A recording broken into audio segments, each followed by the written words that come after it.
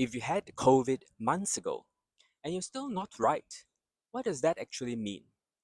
Because long COVID sounds like one diagnosis, one mechanism, one clear explanation. It isn't. In 2026, long COVID is better understood as a collection of post COVID patterns, symptoms that persist 3 months or more after infection without another diagnosis that clearly explains them. Fatigue, brain fog, breathlessness, dizziness, palpitations, sleep disruptions, pain, anxiety. Sometimes one dominates, sometimes several overlap. And when symptoms overlap, people often feel like they are chasing a moving target. One of the most confronting aspects is that the tests are often normal. They don't show very much.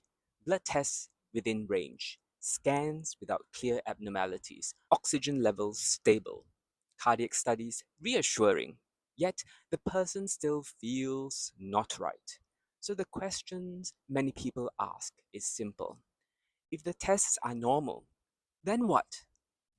This is one of the places where long COVID confuses people, including doctors. Our routine tests are very good at detecting clear structural problems, tumors, clots, major organ injury.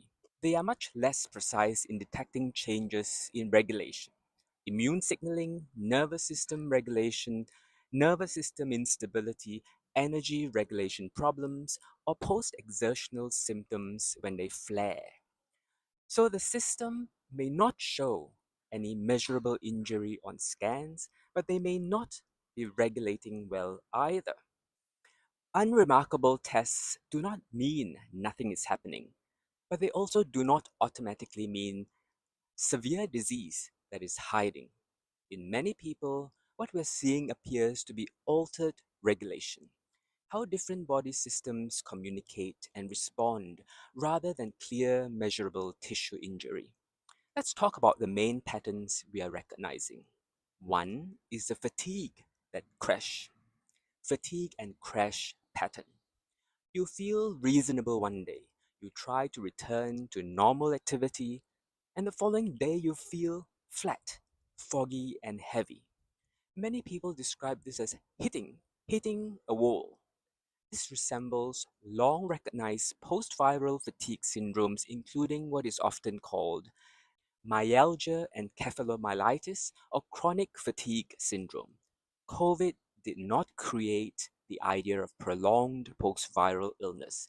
Doctors have seen similar long-tail syndromes after infections such as EBV, which is Epstein-Barr virus, Ross River virus here in Australia, and Q fever. What COVID presented was scale. When millions of people are infected, even a small percentage developing persistent symptoms become a very large number. Now, the pattern involves the autonomic nervous system, the system regulating heart rate, blood pressure, temperature, and gut function.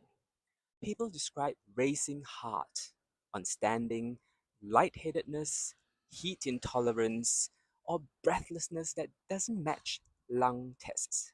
In some individuals, this resembles POTS, which is postural orthostatic tachycardia syndrome. This pattern can be subtle, but in many cases it is measurable and manageable with structured rehabilitation strategies. A third pattern reflects slower recovery from organ stress or inflammation during the original infection, particularly in people who have had more severe acute illness. These situations, the key issue is recovery, conditioning, and rehabilitation. Then there is the cognitive pattern, brain fog. People describe slowed thinking, word finding difficulty, and reduced ability to multitask. Brain imaging is typically normal. That does not make the symptoms trivial. It suggests changes in signaling, sleep disturbance, inflammatory after effects, and nervous system interactions rather than clear structural brain injury. Now, we need to address a common misunderstanding. COVID itself activates the immune system. But long COVID is not automatically a purely immune or autoimmune disease. Autoimmune features appear in some people, and certain studies show immune activation or autoantibodies. But long COVID does not fit neatly into one defined autoimmune condition. This distinction matters. It is easy, even for clinicians, to default to a simple explanation such as it must be autoimmune. For many people, it may involve a mix of immune signaling changes, autonomic nervous system instability, sleep disturbance, physical deconditioning, and also physiological effects of prolonged illness. Stress can amplify the symptoms without necessarily being the root cause. Reducing long COVID to a single explanation risks narrowing what and how we think about treatment. Now, there's something encouraging. The most important change by 2026 is not the discovery of a miracle drug. It is that care is finally becoming organized. Instead of endless testing and fragmented referrals, long COVID is increasingly being approached as a coordinated rehabilitation problem.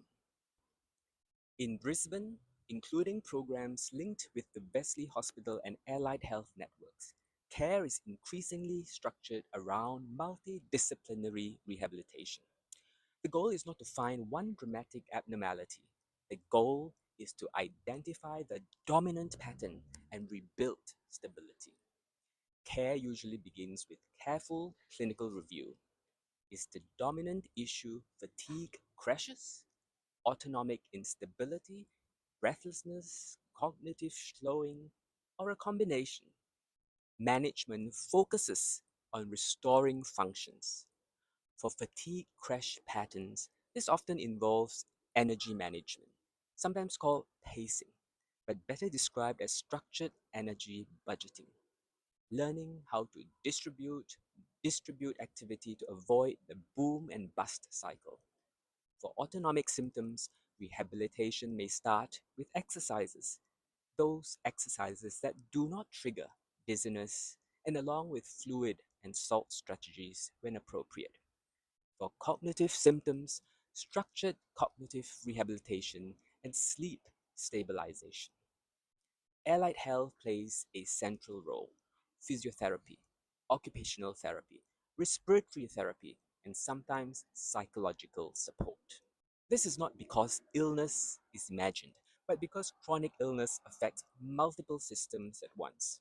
Similar multidisciplinary post COVID clinics are now appearing in the United States, the United Kingdom, and some parts of Europe. However, access is uneven, and many patients still struggle to enter these programs. But the direction of care is becoming clearer. When recovery is slow, many people understandably surge beyond conventional medicine. This has happened for decades in conditions like fibromyalgia and chronic fatigue syndrome. Some approaches are low risk and supportive, others can be expensive, unproven, and even occasionally harmful. Be cautious of anything promising a guaranteed cure. Be cautious of expensive detox programs, extreme supplement stacks, or unregulated overseas stem cell clinics. Hope is important, but hope needs guardrails. If you're living with persistent symptoms after COVID, one practical step is to begin documenting your main symptom pattern and triggers that causes these to occur, to exacerbate. Do it for a couple of weeks. That information can help you and your doctors identify which pattern you're dealing with and plan a coordinated approach. And one final point of caution. Long COVID is common, but not every symptom after COVID is long COVID. New chest pain, fainting, severe breathlessness, or a new neurological symptoms always deserve urgent medical review. Medicine does not yet have all the answers, but we understand far more than we did about long COVID 3 years ago. For many people, clarity, even when incomplete, is better than confusion.